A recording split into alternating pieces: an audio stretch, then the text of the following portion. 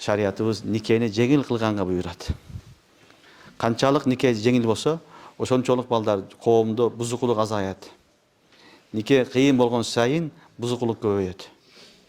Эгерде коомдо нике кымбат болуп кетсе, той топо менен, махыр менен кошуп кымбат болуп кетсе, баасы, анда ар кимдин колунан келбейт дагы бузукулук көбөйөт. Ошондуктан шариатыбыз тезинде нике кылганга, тез нике кылганга буйрат. Пайгамбарыбыз саллаллаху алейхи ва саллям mübarek hadisinde aytat: "Ya ma'şaraş şebab, men istata'a minkumul ba'a felyetezevvec." Ey yaşlardan, ey jigitlerden nesi cemaati, kimden kolundan gelse üylensün degen. Üylensün degen. Ошондуктан шариатыбыз негизи тезде үйлөнгөнгө не кылат? Өкүм кылат. Эгер биз сахабалардын, табииндердин, таба табииндердин дооруну карасак балдар, алар жаш эле кезинде үйлөнгөн. Жаш эле кезинде үйлөнгөн.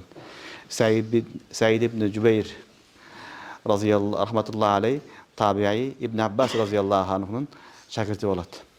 Ошол айтат, meni atam жаш кезимде үйлөнгөн дейт. Belki İbn Abbas radıyallahu anh үйлөнүп экен. Tezirek үйлөнгөн деп, жаш кезинде эле үйлөнгөнгө аракет кылган. Abbas radıyallahu anh эки баласын, Fadıl ibn Abbas, Kulsum ibn Abbas, эки баласын тең жаш кезинде эле эскерткен экен.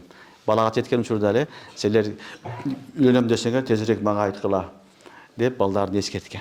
Ошон үчүн ислам дининде зына көбөйбөш үчүн, жамандык жолго элдер, кыздар, балдар барбаш үчүн никенин тез кылганга үгүттөгөн. Түшүнүктүүбү? Нике аркылуу адам өзүнүн нафсыны, өзүнү жамандыктан сактаганга себеп болот.